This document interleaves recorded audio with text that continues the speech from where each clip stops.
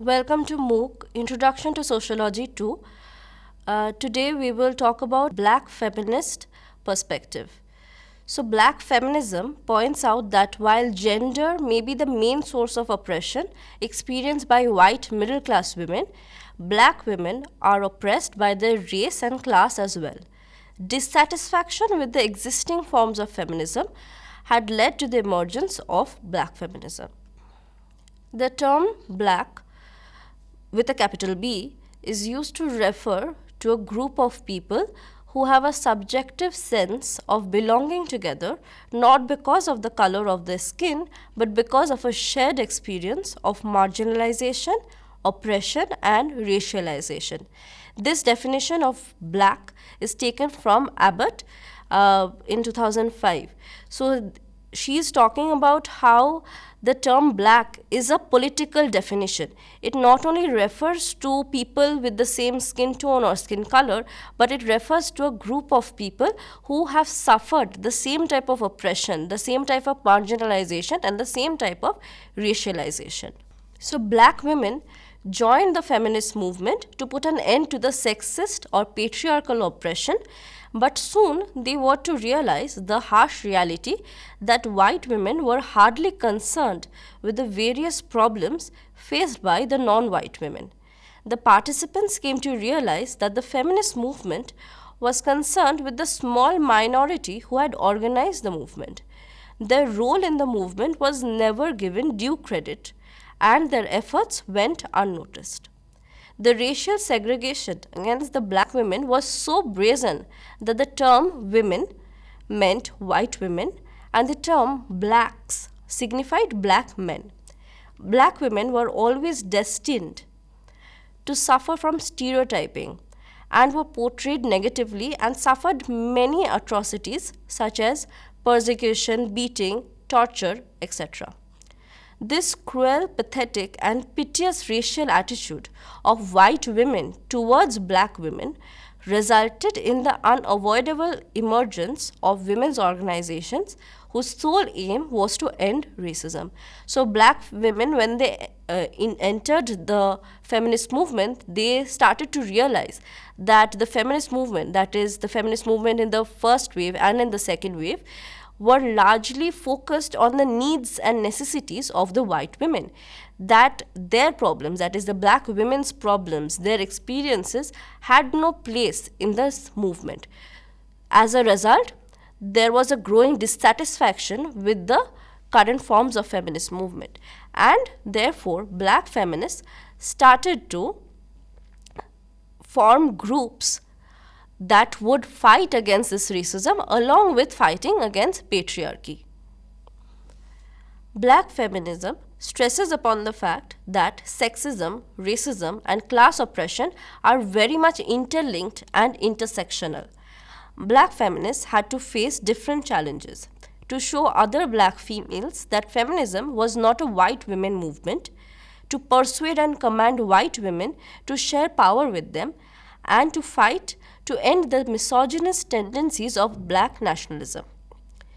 The white feminist theorists did not take cognizance of issues related to racism, gender discrimination, and class conflict, and other such urgencies of the black women. The exclusion of black women from the feminist theory and the anti-racist discourses became clear for the first time in the social movements of the 1960s and 70s, which fought for racial and gender segregation. So, black feminists have argued that the analysis presented by the white feminists were ethnocentric, were racist in nature, and that the claims that they provided tended to be universal. And this universal claim was in fact false because the black feminists felt that their experiences, their needs, and their requirements was not addressed in these movements or these thoughts. So, what are the four criticisms of white feminism or feminist thought till a point where until black feminists arose are the following. So, firstly, white feminism was critiqued for being ethnocentric. That is, black feminists stated that white feminists only took into account in their universal claim of explaining subjugation or oppression of women the account of and the experiences of the white women. These white women were mostly middle class, affluent, and had Western origins. So that is one point. The second point is perpetuation of victim ideology. So in this point, black feminists argue that when talking about black women, white feminists tend to hold them as victims. And they are the victims of racialism, and they are seen to be the victims of their own cultural identity. And they are seen to be as powerless. So this visualization or this theoretical explanation of black women as victims is deeply criticized by black feminists. The third point is theoretical racism. Here, bell hooks points out that there is a division that is made between the types of feminist theories. So black feminists and post-colonial feminists are asked to write from the heart, to write about their lived experiences and thoughts. And on the other hand, white feminists are the ones who are supposed to write from their head. They are supposed to make the theoretical explanations, they're supposed to make the theoretical concepts. And these concepts are to be used by the black feminists to describe their own experiences. The fourth point is cultural appropriation.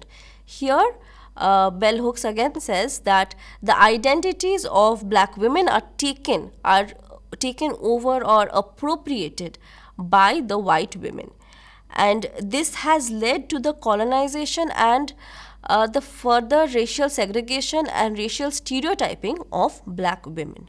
Black feminists are committed to questioning universal assumptions about womanhood. They are concerned with developing theory that avoids generalizing from the experiences of white, Western, heterosexual, middle class women. We will now look at some of the prominent black feminist thinkers and their conceptual ideas. In Black Feminist Thought, which was originally published in 1990, Patricia Hill Collins set out to explore the words and ideas of black feminist intellectuals and writers, both within the academy and without. One of her primary concepts is the matrix of domination. The matrix of domination refers to how intersections of oppression are structurally organized. The matrix of domination is made up of varying combinations of intersecting oppression such as race, gender, socioeconomic status, age, and sexuality.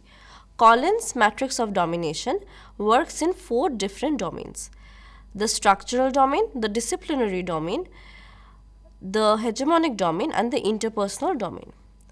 The structural domain functions to organize power and oppression. The disciplinary domain manages oppression and attempts to sustain it. The hegemonic domain functions to legitimize oppression, and the interpersonal domain controls the interactions and consciousness of individuals. Although all black women are within the matrix of domination, the differences in the intersections of oppression make the experiences and perspectives of black women differ. Pauli Murray, a founding figure of the separation and the upliftment of the black feminist movement in the 1960s and 1970s, was Pauli Murray, a black queer feminist, civil rights lawyer, priest, and co-founder of NOW. She played an important role in civil, social, and legal organizations during the rise of black feminist movement during the 1960s and 70s. Mainly, she theorized and wrote about the intersection of gender, race, and sexuality, sharing her experiences of black womanhood and asserting that her identifiers could not be separated, an ideal that fueled her legal work and activism. Bell hooks. In Ain't I a Woman? Black Women and Feminism, Hooks examines the effect of racism and sexism on black women, the civil rights movement and feminist movement from suffrage to the 1970s.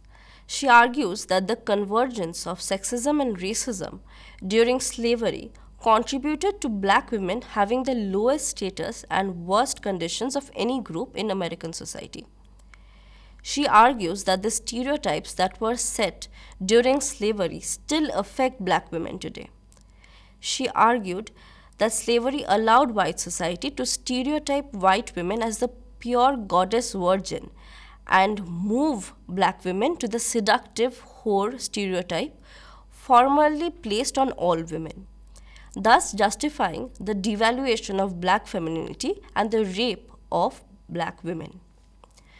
The work which black women have been forced to perform, either in slavery or in a discriminatory workplace that would be non gender conforming for the white women, has been used against black women as a proof of their emasculating behavior. Hooks argues that black nationalism was largely a patriarchal and misogynist movement, seeking to overcome racial divisions by strengthening sexist ones. So, Bell Hooks said that black feminism was a movement that would help to break away from these racial stereotypes and also to overcome the misogynist and sexist tendencies of black nationalism. Alice Walker. Second wave feminism is defined and dominated by white middle class women and therefore ignores and contributes to racism. Black women who endure racial as well as gender inequality are more oppressed than white women. Black women need their own form of feminism, that is, womanism, which also takes account of race and class based oppression. Alice Walker in 1983 states that womanism applies to women who go against the grain or do not embrace societal norms, exactly the sort of behavior feminists were accused of exhibiting in the early 1980s. In fact, Walker directly describes womanists as black feminists, establishing a strong link between womanism and feminism. In Alice Walker's Garden of Womanism, all people thrive equally regardless of race, gender, or class. To achieve this, womanism takes into account the whole lives of black women, their sexuality, family, class, and poverty, and their history, culture, mythology, folklore, oral traditions, and spirituality. Womanism aspires to encompass black women's whole lives and celebrate the ways in which they negotiate multiple oppressions in their individual lives. In 1969, African American author Maya Angelou had published her first work, her autobiography, I Know Why the Caged Bird Sings, in which she writes about her rape at the hands of her mother's boyfriend and her experiences of prejudice as a child and as a young woman. The book's depiction of racism and sexual violence confirmed that black feminists were right to be concerned about this intersection of gender and racial oppression. They face a particular set of issues, which is why womanism was needed instead of feminism. The black people of Angelou's community were an essential backdrop for her autobiography. She describes how both men and women were affected by racism, how religion and the church were central to every aspect of her community, and the consequences of poverty. Growing out of the belief that the fight against racism and sexism could not be carried out separately, black feminism sought to address inequalities in both these areas for black women. The term intersectionality was first used in 1989 by American law professor and critical race theorist Kimberly Crenshaw in her essay Demarginalizing the Intersection of Race and Sex. In a later essay, Mapping the Margins in 1991, she divides intersectionality into three main types: structural, political, and representational. Structural intersectionality refers to the ways in which the oppression experienced by women of color is fundamentally different from the ones experienced by white women. Political intersectionality addresses the specific impact that laws and public policies have on women of color, even when they are designed for feminist or anti-racist reasons. Representational intersectionality describes how women of color are misrepresented in popular culture and how this affects them in everyday life. Crenshaw also stresses that when we consider the multiplicity of oppression, we should not take an additive approach. That is, we should not add racism plus classism, but rather we should understand how class oppression is racialized, how racism is gendered, and so on. By the end of the 20th century and into the 21st century, the black feminists shifted from being grounded in a black heterosexual woman to a more radical black feminist focusing on queer and trans black women, girls, and gender non-conforming people. As Crenshaw states, black women are differently situated in the economic, social, and political worlds. We will look at a few of the important historical turning points. In the post-slavery period, black female intellectuals and activists such as Sojourner Truth, Anna Julia Cooper, Ida B. Wells, Mary Church Terrell, and Frances Harper set in motion the principles that would become the basis for black feminism.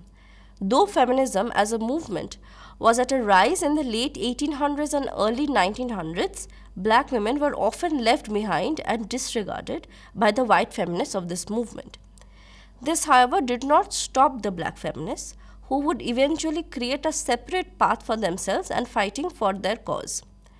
Out of this, the National Association of Colored Women's Clubs, founded in 1904, the National Association for the Advancement of Colored People, founded in 1909, and the National Association of Wage Earners, founded in 1921, were born. In the second half of the 20th century, black feminism as a political and social movement grew out of black women's feeling of discontent with both the civil rights movement and the feminist movement of the 1960s and 1970s. One of the foundational statements of the left-wing black feminism is an argument for black women's liberation as a revolutionary force. This statement was authored by Mary Ann Weathers and published in February 1969. Fighting against racism and sexism across the white-dominated second-wave feminist movement and the male-dominated black power and black arts movement, black feminist groups of artists such as Where We At, Black Women Artists Incorporated, was formed in the early 1970s. The Where We At group was formed in 1971 by artists such as Vivian E. Brown and Faith Ringgold. In 1973, as a result of wanting to address racism and sexism, black feminists formed the National Black Feminist Organization in New York City. Issuing a statement of purpose, they expressed their dissatisfaction with black women's near invisibility in second wave feminism and in the civil rights and black liberation movements, as well as their resolve to address the needs of black women. The following year, a splinter group formed, the more radical Combahee River Collective, CRC, in Boston. In 1977, the former members of the NBFO, that is, the National Black Feminist Organization, authored the CRC statement, which affirmed that black women suffered from both racism and sexism. This was the first time that there had been an express acknowledgement that black women were the victims of multiple oppressions: sexual oppression in the black community and racism within the wider community and within the feminist movement. The collective did not state that the women's liberation movement was wrong for concentrating on sexual oppression, simply that black women had other issues besides sexism that needed to be addressed. The authors focused on identity politics and racial sexual oppressions. They also dealt with the fact what they saw as damaging ideologies that compounded their situation, such as capitalism, imperialism, and patriarchy. The collective sponsored 7 black feminist retreats between the 1977 and 1980. Attracting thousands of women, these consciousness-raising events built support for women who had previously worked in isolation. Though the organization ended in 1980, it left a very influential imprint in the history of black feminism. In the early 1990s, AWARE, that is African Women's Action for Revolutionary Exchange, was formed in New York by Rena Walker and Laura Peoples. Although many of the early black women's groups disbanded in the early 1980s, black feminism and womanism grew out of this formative period in the lives of African American women. Womanism is still debated but is used as a historical term. By demanding their own space within feminism, academics and activists such as Bell Hooks and Alice Walker created space for more intellectual debate and alternative theories to develop within feminism. Although many of the early black women's groups disbanded in the early 1980s, black feminism and womanism grew out of this formative period in the lives of African American women. Womanism is still debated but is used as a historical term. By demanding their own space within feminism, academics and activists such as Bell Hooks and Alice Walker created space for more intellectual debate and alternative theories to develop within feminism. In 1993, for example, African American academic Clenora Hudson Weems totally rejected not just feminism but black feminism, calling the term Eurocentric. Instead, she advocated for Africana womanism, an approach that aspired to encompass black women's African heritage. Hip hop feminism, first coined by Joan Morgan in 1999, is considered to be a branch of black feminists who are immersed in hip hop culture and actively advocate against gender discrimination within that culture.